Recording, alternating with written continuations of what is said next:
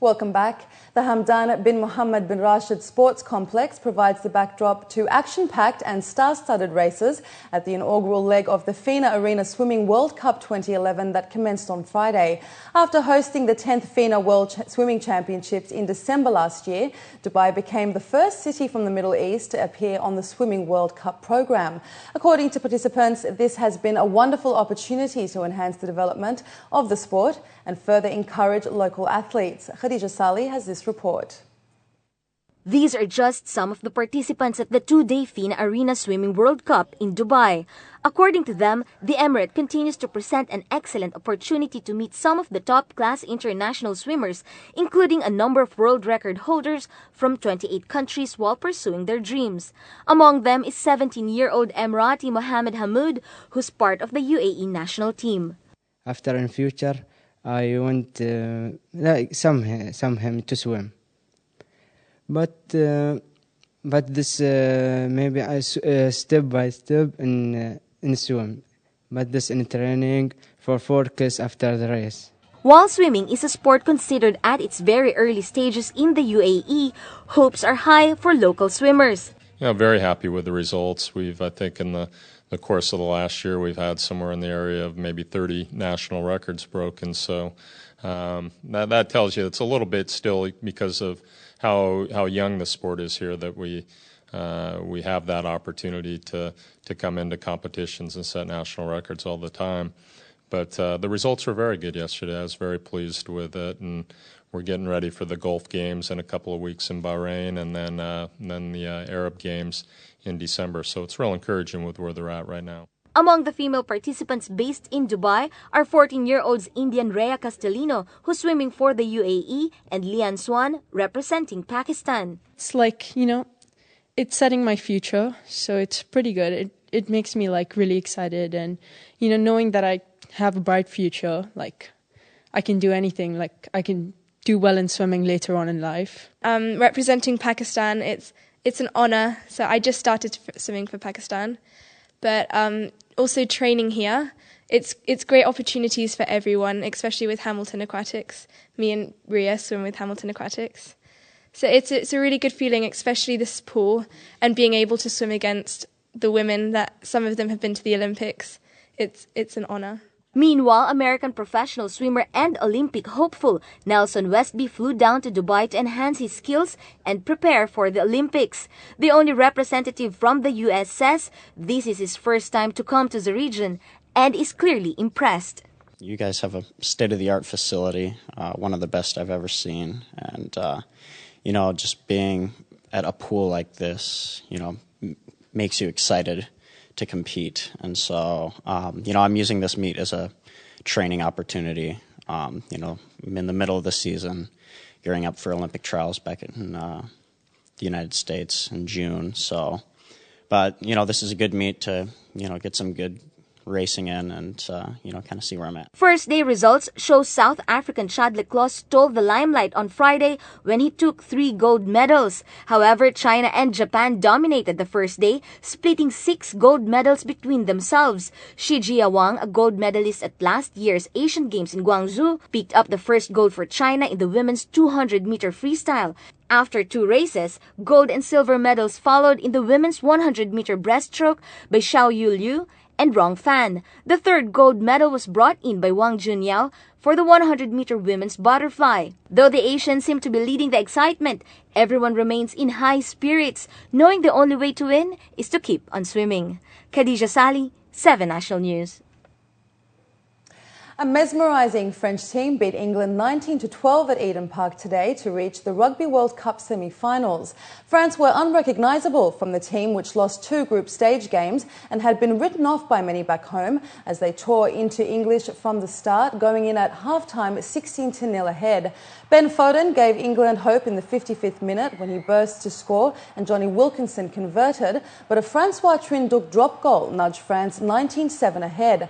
Mark Hutto scored for England to make it 19-12 in the 77th minute, but Toby Flood was unable to convert and the French held on for victory.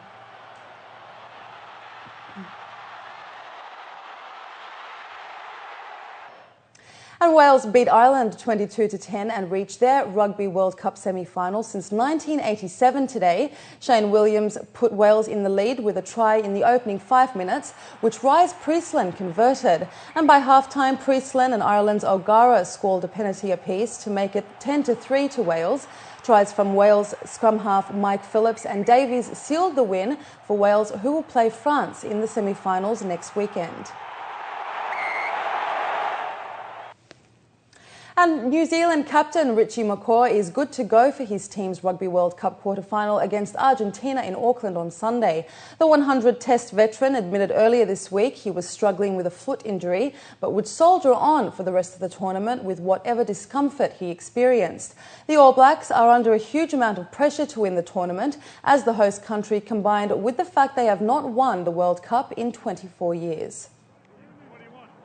I think you can make it like that, or you can look at it as an opportunity and excitement. You know, if you feel that burden or pressure, well, you're not going to, first of all, enjoy it all, but you're not going to go out and perform well. So we've got to see this as an opportunity, and you got to look at what we've done as a rugby team, how you played, and the confidence you got in the guys around you, and make sure we put that in the field. And hopefully, the guys that have been through some experiences, you use them to prepare the team well, which I think we have, and hopefully we can go out and play well. That's what we're going to do. And Australia are promising to bring their all-out attacking game to Wellington for their Rugby World Cup quarter-final against South Africa on Sunday.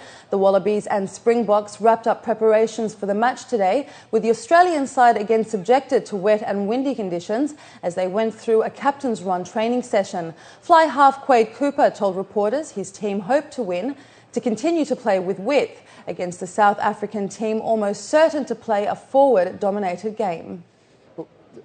No, I don't think it's necessary to change your game so much, because you got to stick to what you're good at and continue to work to your strengths. But like I said, if the weather gives us a day that you need to tinker with the tactics, then I think as a team our tactics might change a little bit, but we've got to still play to our strengths and play to what we know.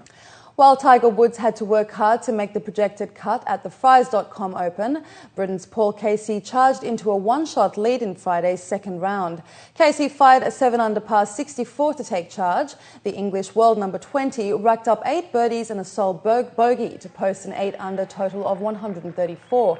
That left him one ahead of American Bud Cowley, who carded a 6-birdie 66, and South African Ernie Els, who was 5 under for the round with 2 holes to play. Former world number 1 Woods, who had opened with an erratic 73 in his first tournament appearance in almost 2 months, returned a 68 to lie 7 strokes off the pace. Having struggled on the greens in mainly wet and cold conditions the previous day, Woods mixed 6 birdies with 3 bogeys for a 1-under total, with the cut projected at even par. England completed their Group G campaign undefeated with a 2-all draw in Montenegro to qualify for Euro 2012, although a needless red card for Wayne Rooney and a last-minute equaliser for the hosts soured their mood on Friday. Needing only a point to guarantee top spot in the group, goals by Ashley Young and Darren Bent had Fabio Capello's side in cruise control after 31 minutes before things became unexpectedly more complicated. England ended with 18 points ahead of Montenegro on 12. Capello told the post-match news conference he was happy because the aim had been to qualify. I'm really happy. I said well done at the players after the game, because our goal was to qualify. We are first on the table. This is was the most important thing. And that is your sports news. Finally this evening, Dubai-based and homegrown talents were showcasing their artistic and creative gifts over the weekend. Cirque du Souk opened on Friday with an awe-inspiring show at the First Group Theatre Souk Medina Jumeirah. During the dress rehearsal, performers continued to perfect their moves, twists and turns for a show to remember. According to organisers, the 60-minute Arabic-themed aerial musical combined a wide variety of musical talent, artistry and precision with the Arabian theme. This includes violinists on air, harpists and dancers. They say the show shines a new light, literally and figuratively speaking, on the quality of production that can be achieved and is present in the Emirate. The Cirque du Souk is an extremely special show. what makes it so special is that this is a community-based show that comes from talent that it is based and lives in Dubai. It's highly collaborative, using aerial artists, dancers, original music composed for the show in parts. And what's so exciting is to be able to offer something of this artistic and creative level from a local talent base. And with that, let's take a look at the local and international weather forecast for tomorrow.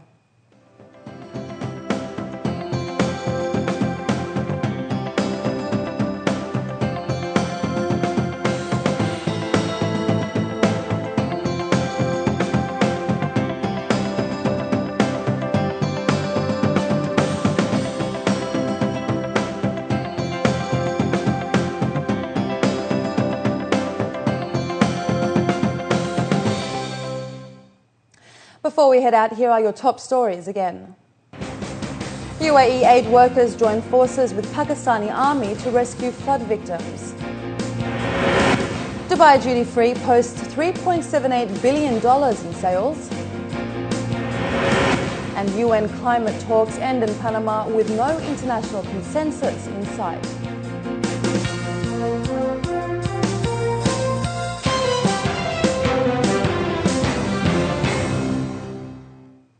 Well, that brings us to the end of the bulletin. As always, we love to hear your comments. You can contact us at news@city7tv.com or by calling us on 04367 2230. But from the entire news team, it's goodbye for now.